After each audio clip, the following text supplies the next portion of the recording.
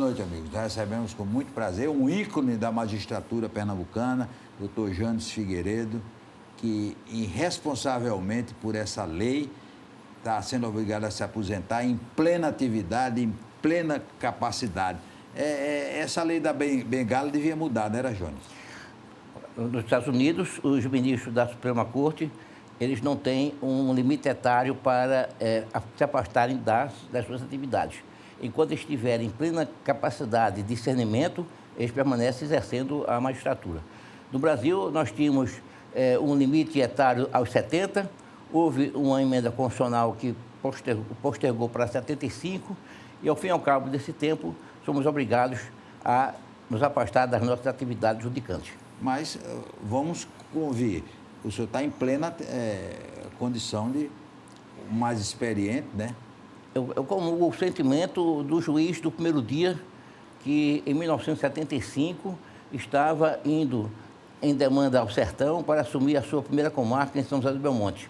Esse sentimento é o que me guarnece até hoje e eu me considero realmente com essa mesma plena capacidade e vocação e fascínio pelo que eu tenho feito. Doutor Janes, além de excelente magistrado, antes disso foi um excelente jornalista. Tem saudade do lado de jornalista? Eu posso considerar que eu me mantenho jornalista, até porque o poder da escrita, né, do trabalho imediato, rápido, fácil, eu exerci e aprendi na escola do jornalismo. Tenho saudades e, consequentemente, eu mantenho aos domingos, de maneira muito frequente, no site jurídico, Consultor Jurídico, um artigo que eu realizo quase que semanalmente. E muitos anos esse artigo foi no Diário de Pernambuco. Eu tinha uma coluna no Diário de Pernambuco sobre direito de família durante 13 anos, em função da nossa participação como diretor do IBDFAM, que é o Instituto Brasileiro de Direito de Família. E depois, quais foram as comarcas que o senhor atuou? Eu iniciei exatamente em novembro de 75, na comarca São José do Belmonte, onde eu fiz o estágio probatório como juiz substituto, ao depois promovido para juiz de direito de primeira instância na mesma comarca, e 11 meses depois eu promovido para a segunda instância na comarca de Surubim, a terra de Chacrinha, a terra de Capiba, onde eu judiquei durante quase 7 anos, vindo ao final para a capital em 1985. E é desembargador desde quando? Eu digo que eu desembargador do século passado, porque eu ascendi ao tribunal depois de 14 anos na capital, em 1999. E como é que vai ser, doutor Jônio, acordar e se lembrar que não vai ter que ir para a Praça da República? Eu digo que é uma história que se conclui e outra história que se começa, né? Os ciclos, eles são sucessivos. Efetivamente que eu continuarei sendo sempre prestativo a todas as necessidades do meu tribunal. Quero dizer que o tribunal está sempre colocado na sua visão de futuro e continuarei prestando as minhas atenções, a minha afeição a todos os colegas que ali continuarão trabalhando. Olha, eu vou dizer uma coisa, uma das características do doutor Jônio é um coração enorme, porque em várias oportunidades, pessoas que não tinham condição de ter um advogado ou qualquer coisa e que precisaria de uma orientação, não para julgar, mas uma orientação, o doutor Jônio estava sempre aberto e sempre deu esses conselhos às pessoas, independente de julgar, né? Eu quero acreditar que as pessoas devem ter um conhecimento efetivo dos seus direitos, para que possam exercê-los. Isso implica em cidadania plena. A ciência prévia dos direitos que cada um possui é que facilita e instrumentaliza a conquista e a obtenção de todos os direitos, notadamente em matéria de família, em matéria de contratos, nas relações sociais. É de se ver que é necessário sempre uma justiça inclusiva. Fez júri? Quando eu estava no interior, nas duas comarcas, né, a do Sertão, em São José do Belmonte e em Surubim, eu presidi inúmeros júris. Eu acho que o júri é aquele momento que o advogado é mais advogado, né? É o exercício da própria sociedade, né, como julgador dos seus pares. Da época que se diz que o júri popular é a representação da sociedade dentro da justiça.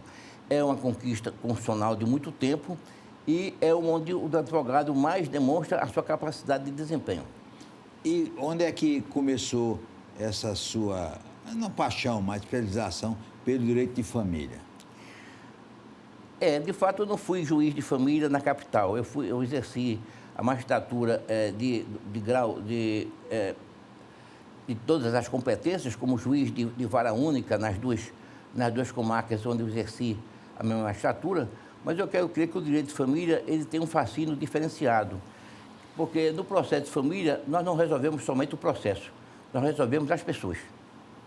E essa dimensão humanista da necessidade de que você resolve o processo, mas precisando resolver as pessoas, é que enseja a discussão da mediação familiar, da tentativa conciliatória e de buscar caminhos para que ambos percebam as responsabilidades parentais em relação aos filhos e as responsabilidades entre si como parceiros que estejam em desavença. O que é esse negócio parental que está hoje muito na moda? O que é isso? O parental significa o poder familiar, o exercício do poder familiar em relação aos filhos. E essa responsabilidade parental de respeito exatamente em fazer com que haja uma paternidade responsável, uma maternidade responsável, no sentido de que essas crianças, esses filhos, não sejam vitimizados por alienação parental, quando se trata, no momento da separação, de denegrir a imagem do pai ou da mãe em função de uma vendida pessoal, colocando os filhos em situações de vitimização. E o senhor é favorável a esse tipo em que a criança passa um período com o pai e outro com a mãe? Isso dá certo? A questão da guarda compartilhada é um instituto facilitador para que haja, de fato, uma convivência mútua entre os filhos e os pais. O chamado direito de visita é um instituto em desuso, porque o direito de visita se resumiria a um período muito curto. E eu sempre professei e defendi o direito de convivência, que vai mais além do que uma simples visita. Por isso que a guarda compartilhada ela representa um instrumento jurídico facilitador para que essa convivência mútua aconteça. O senhor se especializou nisso, escreve artigo, mas julgou muitos casos de família? Muitos, muitos. Um deles, eu comecei citando que uma frase de Machado de Assis, num processo de divórcio, onde, à época, se imputava a culpa a uma das partes do processo. Eu dizia que o casamento é como uma crônica, basta algum estilo. E, ao final da sentença, eu concluía dizendo, faltou o estilo. Essa coisa da traição provoca a separação, doutor Jones? Já foi mais duro isso. É verdade. A questão hoje da separação ou do divórcio, ela não exige mais o elemento culpa. É suficiente que uma das partes se sinta em falta de compartilhamento para a convivência familiar e, de consequência, peça o divórcio ou a separação. Divórcio hoje como direito potestativo, onde não há o requisito nem temporal, nem o causal. Não precisa motivar essa separação. Então, a questão da fidelidade conjugal é, de fato, uma circunstância que provoca a separação, mas não como um elemento necessário para que se decrete o divórcio. E esses casos, doutor Jones, de que a amante também queira direito à herança? Aí é complicado. A questão nem fica nessa latitude, fica muito mais em questões de direito previdenciário. Direito previdenciário. Né? O fato do concubinato, puro ou impuro, efetivamente que não tem uma construção doutrinária já consolidada. Não é? Então, o amantismo ele não é considerado para fins jurídicos. Preocupa muito ao senhor o grande número de feminicídios? Não tenho a menor dúvida que hoje é uma das grandes preocupações e tem acontecido notadamente no Brasil. A incidência de feminicídios da Europa não é tão grave nem contundente. Está faltando uma cultura, né, de pacificação social e, eu diria, um acompanhamento psicológico, um aconselhamento emocional para os casais em situações de desavenças e que sejam capazes desse potencial ofensivo. O feminicídio entrou não pela Lei Maria da Penha, mas entrou como uma qualificadora ao artigo do Código Penal que trata do homicídio. Agora é uma qualificadora que ainda não está suficientemente capaz de inibir a prática do feminicídio E, para isso, é preciso que haja uma intervenção, eu diria, pedagógica, profilática, preventiva, para que não se chegue a esse extremo. Na hora de dar uma decisão, doutor Jones, a sua consciência pesava muito? A consciência, ela chamava muito a minha atenção para que o resultado da solução prestada em juízo fosse a mais perfeita possível, mas, consequentemente, dentro dos limites da nossa capacidade de compreensão e, sobretudo, dentro de uma legislação que estabelece alguns parâmetros. O senhor, em algumas oportunidades, foi participar de eventos no exterior. Por que procurar conhecimentos na justiça do exterior, doutor Jones? Essa é uma pergunta muito importante e muito interessante pelo seguinte, porque é preciso verificar se nós temos um pensamento jurídico estritamente brasileiro. A nossa formação cultural em termos do direito romano, do direito português, do direito europeu como um todo, vai sempre buscar fontes novas para esse diálogo onde o direito ele possa se aperfeiçoar como ordem jurídica. Mas eu direi que o nosso sistema brasileiro, ele é muito avançado em determinadas situações perante ordenamentos europeus, a exemplo do Código do Consumidor. Depois do intervalo, nós vamos continuar conversando com o doutor Jones Figueiredo.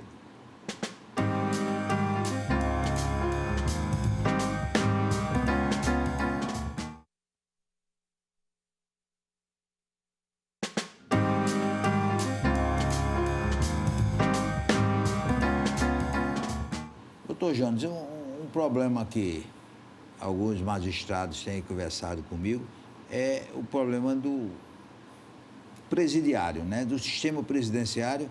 Agora o de Pernambuco está sofrendo aí uma restrição internacional. É um problema, né? O senhor condena uma pessoa e sabe que ele vai ter uma condição de vida terrível, né?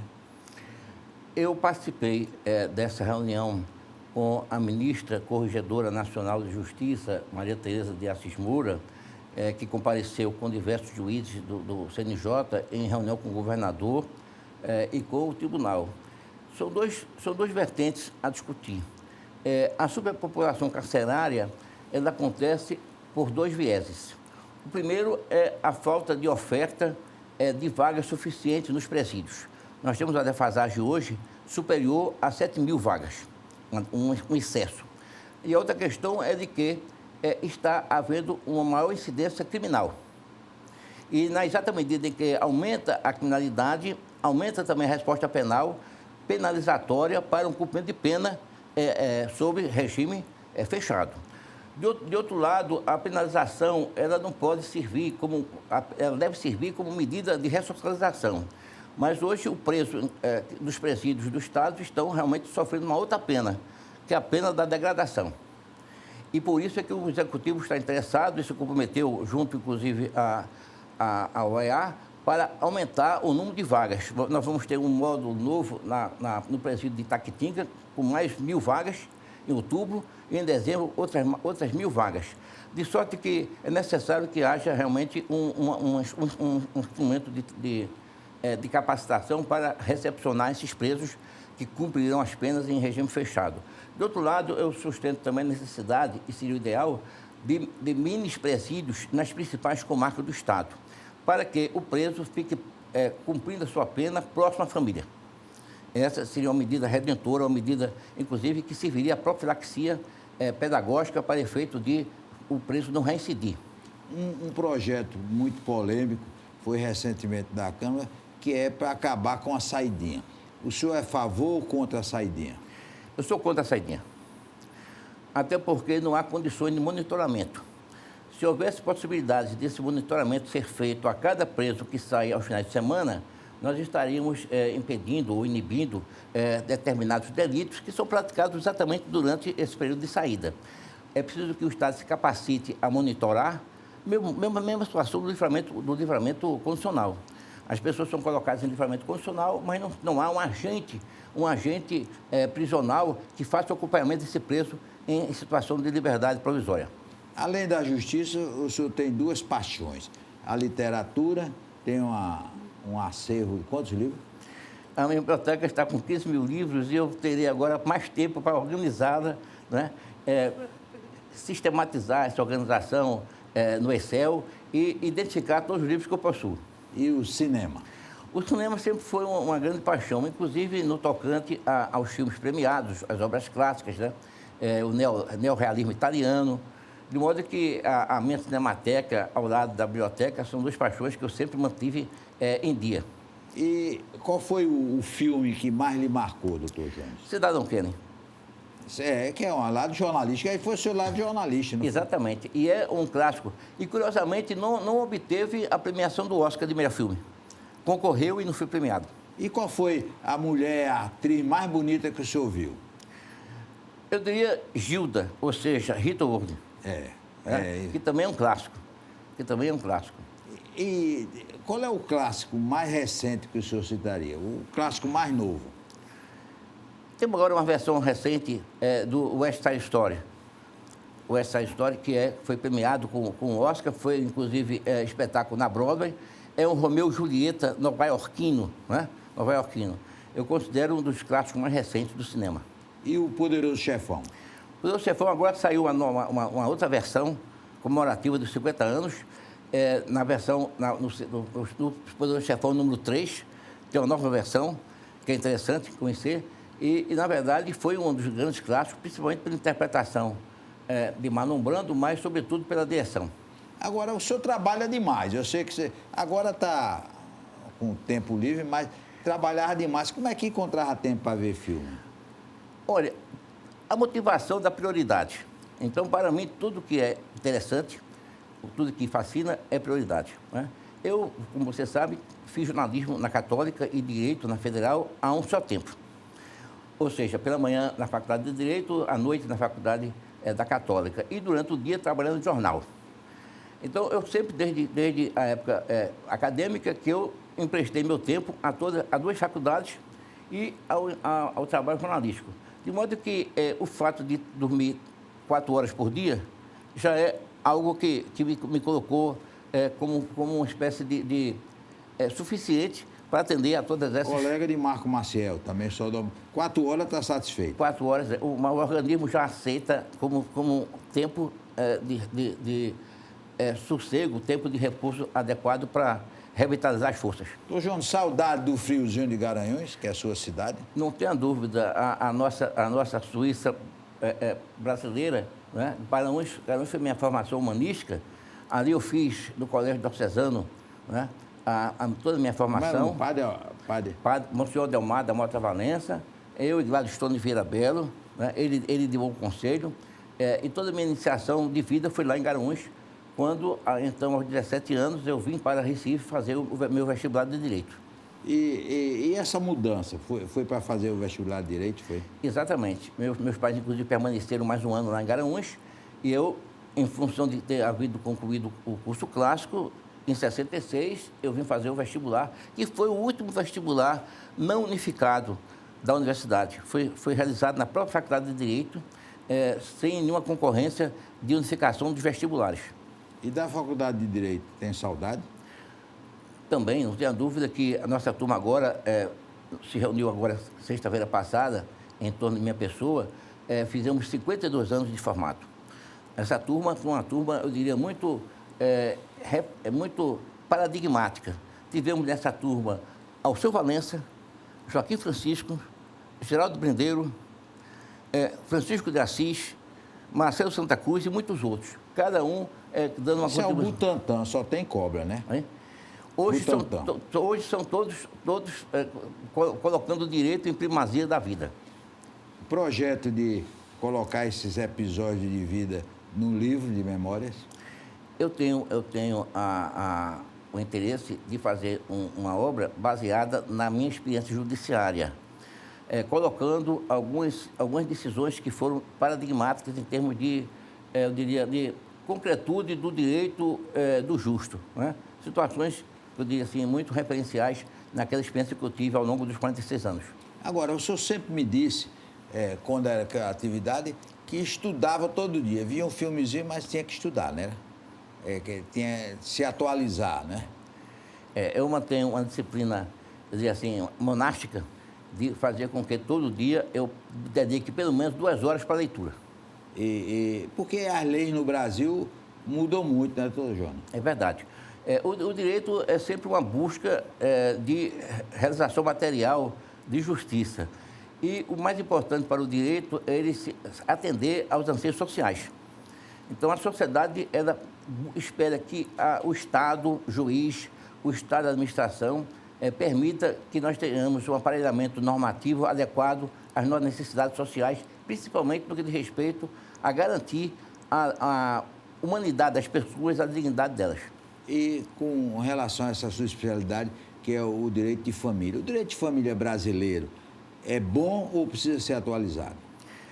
Eu sempre digo que não existe uma ordenação suficientemente completa. A cada vez mais vão surgindo novas situações, novas complexidades. Mas eu considero o direito de família brasileiro um direito referencial, um direito que busca fazer com que as famílias possam receber um tratamento adequado à sua realização pessoal de cada ator que integra a família.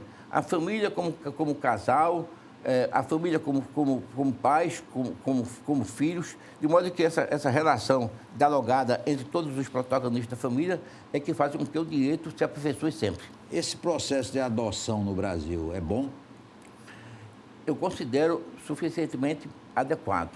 Muito embora eu entenda a conveniência de uma adoção persone.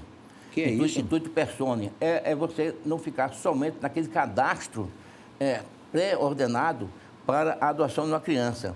Muitas vezes a adoção ela poderia servir a atender pessoas que já tivessem contato prévio com alguém da família, de modo que... Mas é um instituto sempre valioso. O desembargador Luiz Carlos Figueiredo, que é um dos grandes, maior autoridade brasileira sobre adoção, trabalhou, inclusive, nesse estatuto da adoção, e é sempre uma busca melhor para com que as pessoas possam realmente buscar na criança a proteção adequada. Efetivamente que não deve essas crianças permanecer em abrigo. E o mais crítico são aquelas adoções de crianças que estão abrigadas já no avanço de uma faixa etária maior, a exemplo daquelas que têm 8, 10 anos. Que é mais difícil até. É mais difícil. Como a questão também da adoção de irmãos, porque não se deve adotar crianças separadas, porque os irmãos ficariam separados pela vida fora. E há muitos casos desses, né? Tenta-se buscar exatamente impedir que isso aconteça, porque a adoção teria de recair sobre ambas as crianças. Porque tem uma coisa curiosa, eu não sei se ainda é hoje, mas antigamente todo mundo que queria adotar uma criança ia para Porto Alegre, que queria um galeguinho de olho azul, né? Porque também tem essa coisa, né, da pessoa querer um filho com essas características, né? Essa adoção brasileira, ela não existe realmente no sistema jurídico e, consequentemente, não é exatamente a solução adequada. A solução é com que existe realmente primeiro, um período de convivência, para que haja realmente a segurança na adoção e ela prossiga para a vida inteira. O senhor teve uma atuação muito grande na Escola de Magistratura. Essa vai deixar saudade, né? Eu permaneço integrado à Escola Judicial, em função das nossas atividades acadêmicas, seminários, palestras que estão sempre agendadas. Eu dirigi a Escola Judicial por 2 vezes. Hoje nós temos uma Escola Judicial num prédio destinado à escola. Mais bonito do que o do tribunal. Muito mais operacional, moderno, com 10 mil e poucos metros quadrados, com 23 salas de aulas, né, com 2 auditórios. Instalamos na Escola Judicial um instituto de desenvolvimento de ideias, que seria um laboratório de justiça, mas é um instituto para desenvolver tecnologia e inovação. Já estamos praticando inteligência artificial dentro do sistema judiciário para efeito de novas aplicações. Nós queremos agradecer ao doutor Jones, dar os parabéns por todos esses anos em que ele brilhou e que, com certeza, é uma ausência que vai fazer falta ao Tribunal de Justiça de Pernambuco. Mas agora ele tem mais tempo para ver os filmezinhos dele, né? Para organizar a biblioteca. Mas realmente o doutor Jones foi uma figura que deixou o seu nome marcado na magistratura pernambucana. Um forte abraço e até amanhã, se Deus quiser.